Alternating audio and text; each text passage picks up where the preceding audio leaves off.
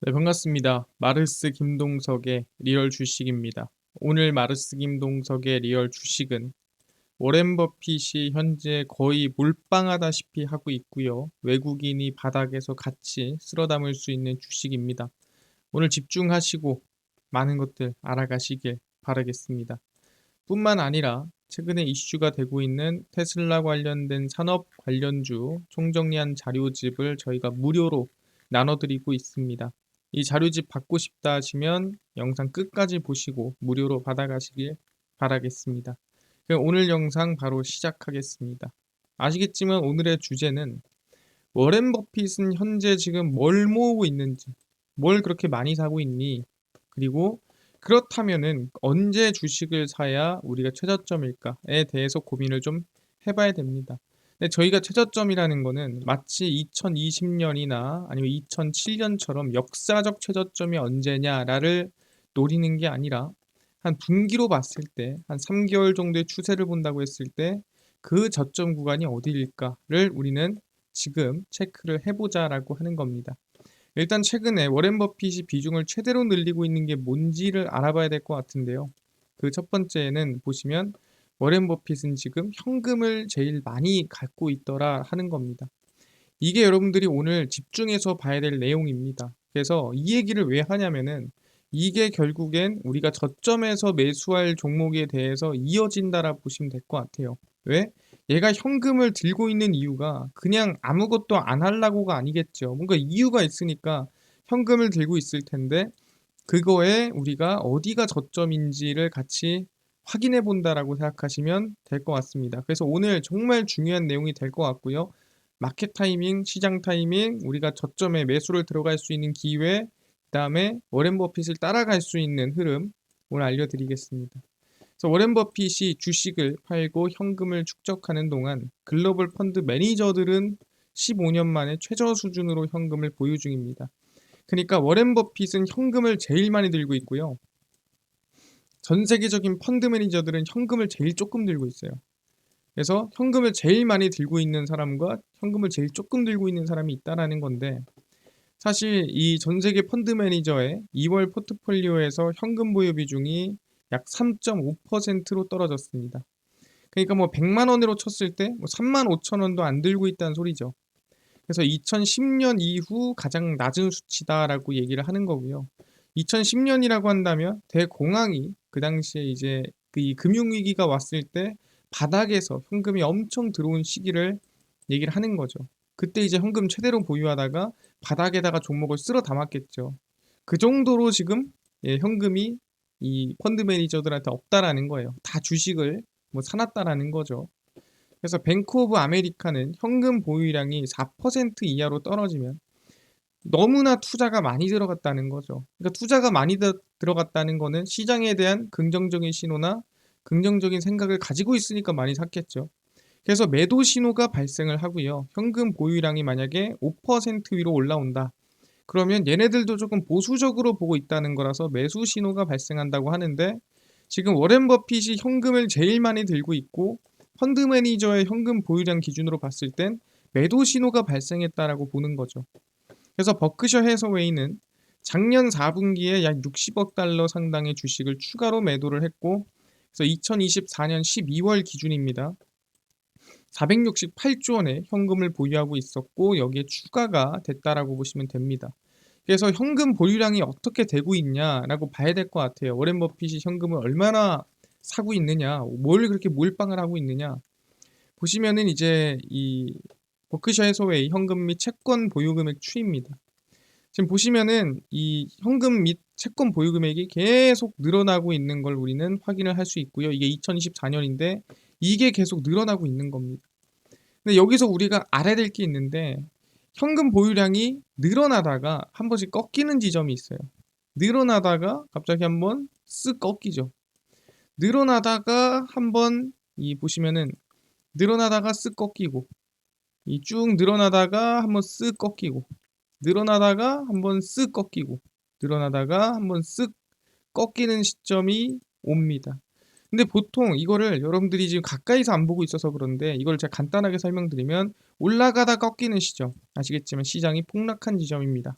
올라가다가 꺾이는 지점, 이 구간이죠. 뭐다? 시장이 폭락한 구간입니다. 그리고 올라가다가 꺾이는 지점, 크게 꺾였죠. 이때도 시장이 폭락한 구간입니다. 그럼 얘기하는 게 이 버크셔의 스웨이 같은 경우에는 정확히 말하면 시장이 조정을 줄 때마다 현금을 갖다가 박는다라고 볼 수가 있는 거예요. 그래서 현금은 계속 보유를 하지만 현금이 갑자기 줄어드는 시기는 뭐다? 올라가다가 줄고 올라가다 줄고 올라가다 줄는 시기는 다 시장이 조정받는 시기다라고 얘기를 하는 겁니다. 그럼 여기서 우리가 확인해야 봐야 될 게 뭐냐면은 그 워렌 버핏이 현금을 들고 있다는 거는 이 기회를 노리고 지금 있는 상태구나. 이 기회가 곧 올 거라고 생각하는구나. 뭐 언제 올까에 대해서 단기적인 관점에서 제가 여러분들한테 설명을 드리고 싶다라는 거죠. 왜? 지금 제가 봤을 땐 기회가 얼마 안 남은 것 같아서 얘기를 하는 겁니다. 그래서 현금을 많이 사고 있다라는 거예요. 그래서 워렌 버핏은 지금 현금을 많이 사니까 여러분들도 지금 현금을 많이 들고 있으세요라고 하고 있는 게 아니라 우리가 주식 매매를 한다면 이 워렌 버핏과 같이 따라가려면 워렌 버핏이 사는 구간에 같이 살려면 저희가 언제 살지를 확인해 봐야 된다는 거죠. 그래서 제가 가져온 게 뭐냐면 부채한도 협상입니다. 이 부채한도 협상이라는 거는 간단한 거예요. 제가 얘기했었는데 100만 원이라는 돈을 예를 들어서 원래 빌린다고 하겠습니다. 내가 연준한테 100만 원을 빌려요.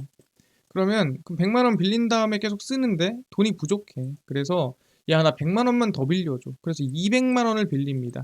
그 대신에 이 한도는 1년이에요. 내가 1년 동안만 원래 100만 원 빌리던 거 200만 원으로 상향할게 하는 겁니다. 근데 1년 뒤에 돌아와서 야, 이제 1년 됐으니까 100만 원 다시 갚아. 나 100만 원까지만 빌려줄게. 라고 하는 거예요. 그럼 내가 뭐라 하냐면 야, 지금 그럴 여유가 없어. 야, 200만 원 한도 야, 1년만 더 연장하자 하는 겁니다. 이게 부채한도 협상이에요. 내가 원래 이만큼 빌리는 게 맞지만 지금 여력이 없으니 더 늘리고 더 늘린 상태에서 이 한도 늘린 거를 유지하자라고 협상을 하는 겁니다. 근데 여기서 만약에 싫어. 협상 안 해줄래. 그러면은 다시 한도는 100만 원으로 떨어지는 거예요. 그럼 어떻게 되겠습니까? 당연히 있는 돈은 갚아야 되고요. 추가적으로 더 빌리지도 못합니다. 그리고 어떻게 됩니까? 있는 내가 어떻게든 여기저기서 끌어모아가지고 돈을 쓰든가 아니면 돈을 못 쓰든가 이런 상황이 발생을 하는 거죠. 그래서 부채한도 협상을 하게 되는 겁니다. 근데 이게 뭐다? 방금 저라고 얘기했지만 이게 결국 나라가 미국이 하는 겁니다. FMC에서 연방정부의 부채한도 문제가 해결될 때까지 양적 긴축을 일시 중단하거나 속도를 늦추는 방안을 논의하고 있습니다. 그러니까 지금 미국이 1월에 부채 한도에 도달을 했어요. 그래서 이제 협상을 진행을 해야 됩니다. 아니면은 지금 채권 발행도 못하고 돈도 없어요. 그래서 협상이 언제 되냐에 대한 부분인데 부채 한도 문제로 인해 향후 몇 개월 동안은 준비금이 크게 변동할 가능성을 제기합니다. 정확히 말하면 가지고 있는 돈을 써야 된다는 거죠. 원래는 채권을 발행을 해서 그러니까 돈을 더 빌려서 그 돈으로 돈을 썼단 말이에요. 소비를 했어요. 근데 지금은 뭘로 소비해야 돼요? 가지고 있는 내 현금으로 소비를 해야 됩니다. 그래서 우리는 그거를 재무부의 통장에서 갖다 쓴다고 합니다.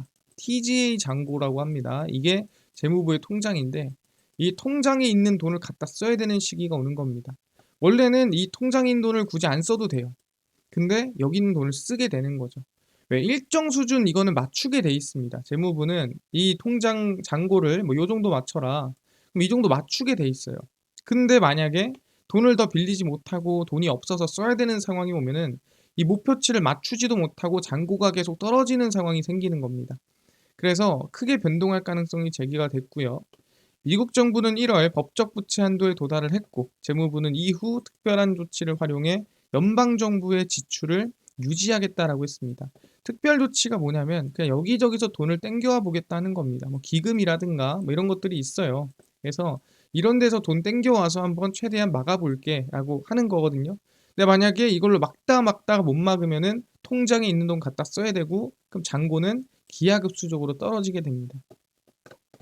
그래서 부채한도 협상이 장기화되면은 금융 시스템 내 유동성이 불안정해지고 지급 준비금이 부족해질 가능성이 높다라는 거죠. 왜 통장에 있는 돈을 막 갖다가 써야 되니까. 이해됐습니다. 그럼 부채한도 협상이 과연 시장에 어떤 영향을 끼치는지 이걸 여러분들이 아셔야 돼요. 그래서 확인을 해보면 이제 무치한도 협상이고 TJ 잔고입니다. 여기서 여러분들도 하고 싶은 얘기는 TJ 잔고라는 건 아까 얘기했지만 재무부의 통장이에요. 그럼 재무부의 통장이라는 거는 아시겠지만 여러분들 통장이랑 똑같아요. 여러분들 통장이 줄어든다는 건 뭔 소리예요? 통장이 줄어든다는 거는 돈을 많이 쓰고 있다는 뜻이죠. 통장이 늘어나고 있다는 건 뭐예요? 돈을 안 쓰고 있다는 뜻이죠. 그럼 통장이 줄어들수록 시장에 돈은 많이 풀린다는 뜻이고요. 통장의 잔고가 올라갈수록 시장에 돈이 안 풀리고 있고 유동성이 적어지고 있다라고 생각하면 됩니다. 근데 재무부는 항상 계획이 있어요. 뭐다?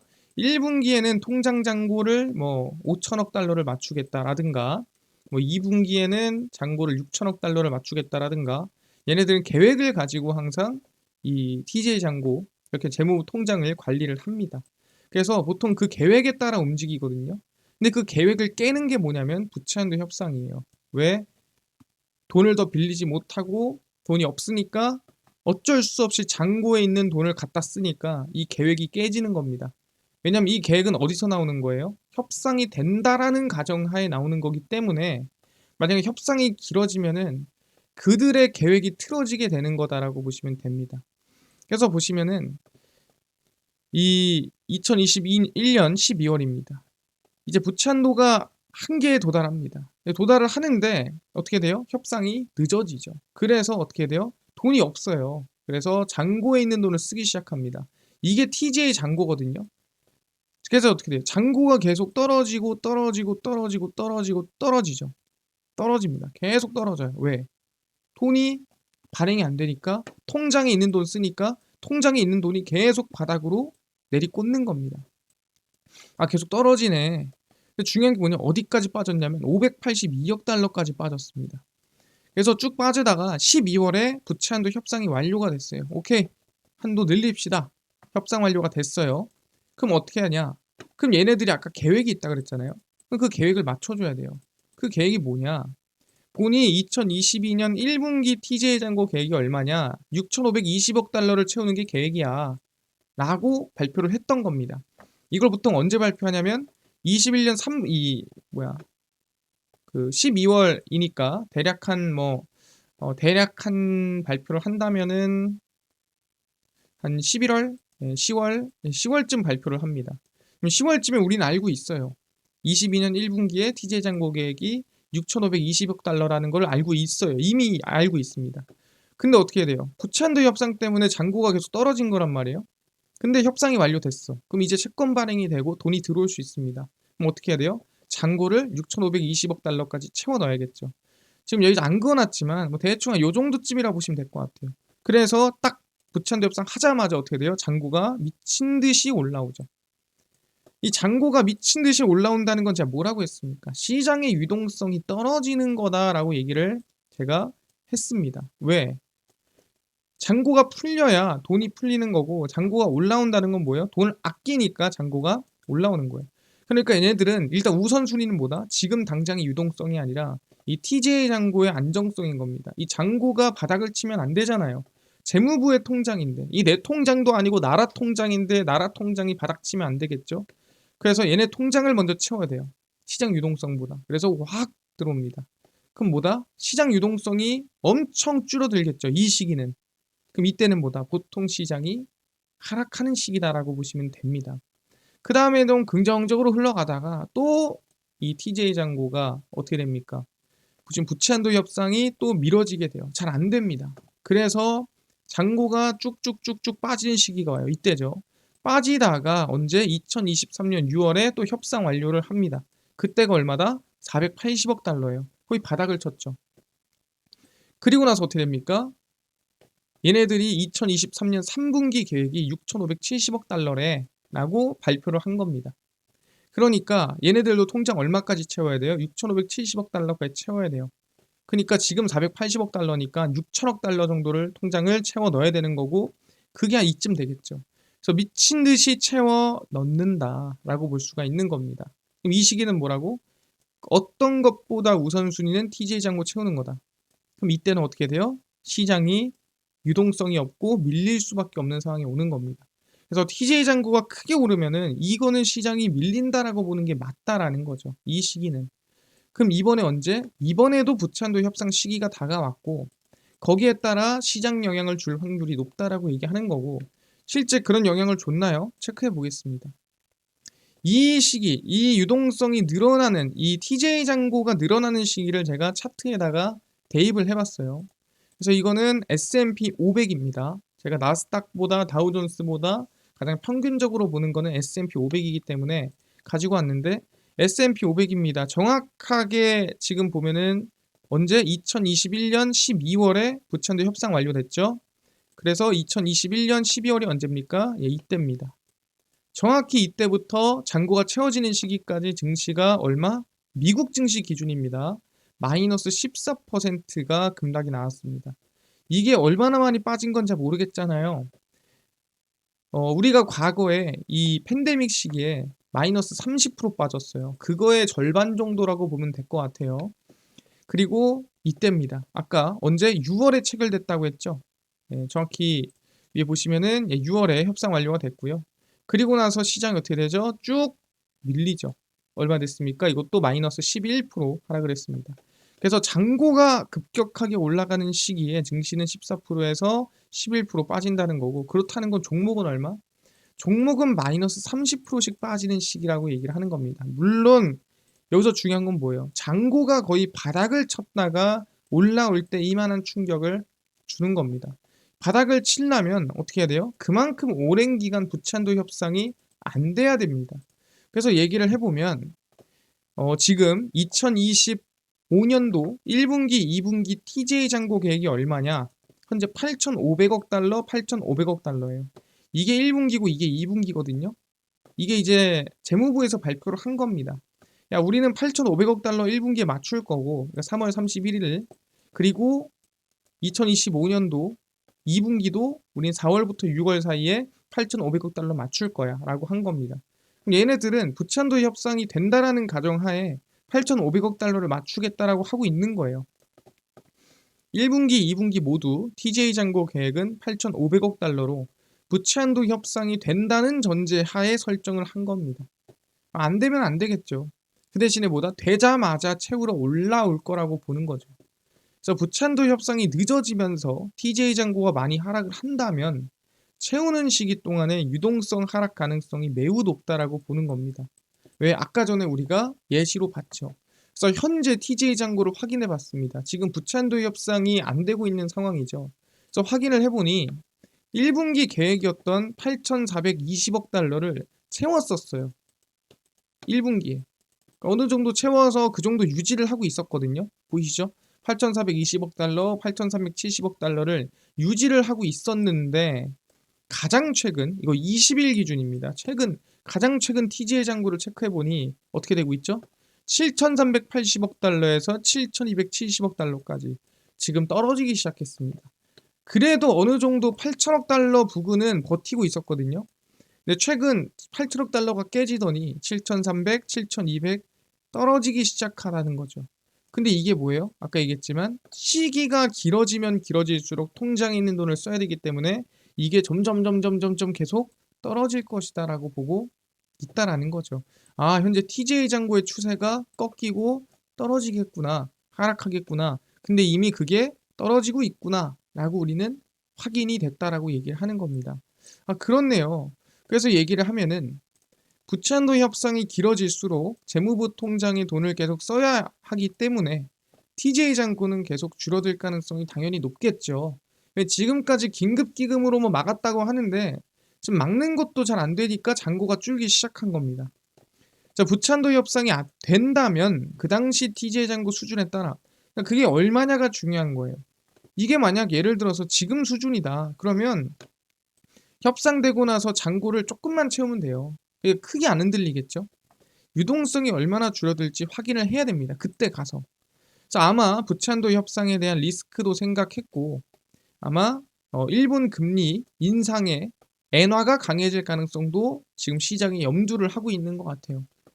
그래서 엔캐리 청산 발작이 작년처럼 크지 않더라도 매도세 가능성은 충분히 있습니다. 그래서 부채한도 협상에 대한 리스크와 일본 금리 인상에 따른 엔화 강세에 대한 리스크, 그래서 엔캐리 청산에 대한 리스크가 지금 저는 있다라고 생각을 하는 사람이에요.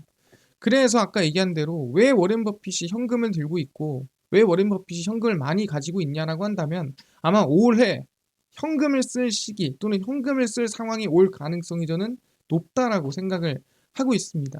그래서 결론을 얘기를 하자면 우리가 만약에 저점 매수 타점을 잡는다. 그래서 말씀드리면은 사실 1분기에 버크셔 해서웨이가 어떻게 하는지 현금 수준이 어떻게 되는지를 발표하고 나서 매매를 하면 좋겠지만 이 1분기가 4월 중순쯤 나오기 때문에 좀 늦어요. 이미 늦습니다. 길게 보는 과정에선 상관없지만 우리가 지금 분기별로 눌림목을 찍으려고 하면 이거는 보고 가는 건 늦어요. 그래서 국내 증시는 미국 증시 영향까지 생각을 해서 저는 3월 말 4월 초 조정을 걱정을 해야 된다는 거죠. 아까 얘기한 부채한도 협상 부분도 있고 공매도 그다음에 관세 이 모든 부분이 겹쳐지는 시기입니다. 그래서 특히 부채한도 협상이 언제 나오는지를 체크해야 돼요. 협상이 딱 체결되는 시기부터 잔고를 채우기 때문에 이 협상 체결이 언제 될까를 우리가 확인해야 되고 그 체결된 시점에 TJ 잔고가 얼마나 찼는지를 확인해야 됩니다. 그래서 TJ 잔고가 많이 밀릴수록 지금 현재 7,300억인데 이게 많이 떨어질수록 많이 채워야 되기 때문에 시장에 타격을 주는 수준은 그때 우리가 확인을 할 수가 있어요. 언제? 부채한도 협상을 했을 때. 그래서 국내장 저점 매수를 노려본다면 저는 분기 기준으로 얘기하는 거예요. 1년의 최저점이다 라고 생각하지 않고요. 분기 기준으로 노려본다면 3월 말 4월 초 그리고 부채한도 협상 완료 시점이라고 판단합니다. 그러니까 이때가 매수 시점이라고 하는 게 아니라 이때부터 하락이 시작이 되고 그 이후에 우리는 매수, 분할 매수가 될 수 있다라는 거예요. 이때부터 꺾일 가능성이 높다라고 얘기를 하는 겁니다. 아까 얘기했지만 부채한도 협상이 되고 나서 보통 꺾이고 눌린다라고 생각을 합니다. 그래서 저희는 아마 3월, 4월쯤에 우리가 매수할 수 있는 기회가 명확하게 나올 확률이 높다는 부분이고요. 나는 좀 저점에 사고 싶어요. 바닥에 쓸어 담고 싶어요 하시면 아마 유튜브 보시면서 저는 3, 4월에 이 눌림목이 나올 때 3월 말에서 4월 초쯤에 시장이 빠질 때 그때 아마 쓸어 담는다면 올해 아마 상반기에 많은 종목을 놓쳤더라도 기회를 가져갈 수 있다 생각하고 그러니까 우리는 버크셔 해서웨이를 어떻게 보면 지금은 모방해도 긍정적인 흐름이다라고 생각하는 겁니다. 그래서 지금은 다들 현금을 들고 있는 거고 뱅크 오브 아메리카도 그렇게 제시를 하고 있는 겁니다. 그래서 제 생각을 얘기해 드리면 버크셔 해서웨이는 저는 매수 준비를 하고 있다 생각해요. 왜? 매번 현금 채우다가 눌리면 매수, 현금 채우다가 눌린 매수 하던 게 버크셔 해서웨이예요. 얘네들이 뭐 가치 투자 하지만 사실 그 가치가 명확하게 떨어지는 시기가 언제냐? 가지고 있는 거 대비 그때가 시장이 빠질 때거든요. 아무리 종목이 세도 시장이 크게 빠지면 거기선 버티지 못하기 때문에 가지고 있는 거 대비해서 밸류가 낮아지게 돼요. 그러니까 얘네들도 가치 투자하겠지만 당연히 빠졌을 때 사는 게 맞다라는 거죠. 그래서 저는 아마 진짜로 크게 빠질 수 있는 시기는 7월, 8월, 9월 이 중에 하나라고 생각을 하고요. 그 이전에 저희가 분기별로 저점 매수를 노려본다면 3월 말 4월 초 시장 밀릴 때 눌림목을 노려보자라고 얘기를 하는 겁니다.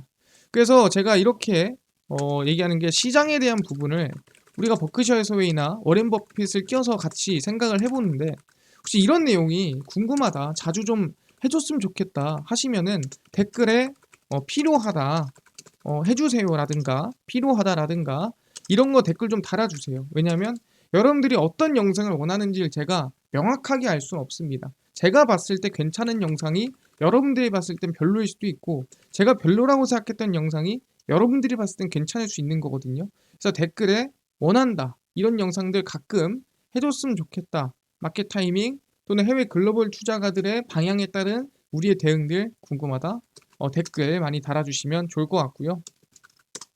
그래서 같이 기회를 노려본다면, 큰 기회를 노려본다면 저 기회를 같이 노려보면 좋지 않을까 생각을 합니다.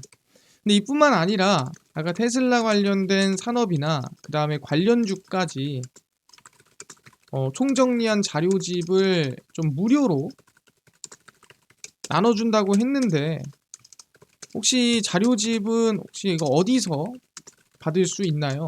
또는 당일 급등이 예상되는 단타 종목을 매일 무료로 나눠주시고 장 시작 전에 급등이 예상되는 뉴스라든가 시황을 무료로 나눠주시고 테마주라든가 매매법 강의를 무료로 나눠주세요 하시는 분들이 있어서 김동석 대표가 100% 무료로 나눠드리고 있습니다. 바로 김동석의 리얼 주식 연구소라는 100% 무료 어플에서 나눠드리고 있고요. 내가 아이폰을 씁니다. 앱스토어에서 무료로 설치 가능하고, 갤럭시를 씁니다. 구글 플레이, 플레이 스토어에서 무료로 설치 가능합니다. 무료로 설치하고 나면은 전화번호 같은 거 적어야 되나요? 아무것도 안 적으셔도 되고요. 무료다. 적을 데도 없습니다. 그래서 구글 플레이 들어오시고 뭐라 검색하냐? 김동석의 리얼 주식 연구소라 검색하시면 이렇게 어플이 화면에 뜨게 됩니다. 그래서 100% 무료입니다. 무료로 설치 가능하니까요. 꼭꼭꼭 설치를 하셔라 말씀을 드립니다. 그래서 설치하고 나면은 이렇게 어플이 화면에 뜨게 되고요. 당일 리얼 추천주가 당일 급등 예상이 되는 종목들, 급비 분석은 장시작 전 시황, 그 다음에 급비 자료는 테마주라든가 매매법 무료로 나눠드리고요. 아까 얘기한 테슬라 관련된 산업 관련주 어디서 무료로 받을 수 있나요? 자료집 리얼 추천주 누르시고요. 들어가시면은 저희가 일론 머스크 대선 트럼프 해서 자료집을 무료로 올려놨습니다. 들어가시면은 제 맨 밑에 여기 테슬라 전기차 자율주행, AI 반도체 로봇 자율주행 저희가 무료로 나눠드리죠. 믿져야 본전입니다. 무료니까요. 꼭꼭꼭 받아가시고, 그 다음에 급비 분석에서는 장시작전 시황입니다. 해외 증시, 국내 이슈 저희가 장전에 전부 다 무료로 정리를 해드리고, 급비 자료는 당일 있었던 이슈 종목들 저희가 장 끝나고 무료로 정리를 해드립니다. 그래서 김동석의 리얼 주식 연구소 저희가 평생 100% 무료로 운영하는 어플이에요. 그러니까 종목 시황 테마주 다 얻어 가시고요. 뿐만 아니라 저희 마르스 김동석의 리얼 주식 유튜브 여러분들의 사랑으로 커갑니다. 구독자 20만 명 향해 달려가니까요. 유튜브 구독, 영상 좋아요, 그 다음에 댓글까지 남겨주시면 너무나도 감사하겠다 말씀드리면서 오늘 영상 여기서 마치고 다음번에 더 좋은 영상으로 찾아뵙도록 하겠습니다. 감사합니다.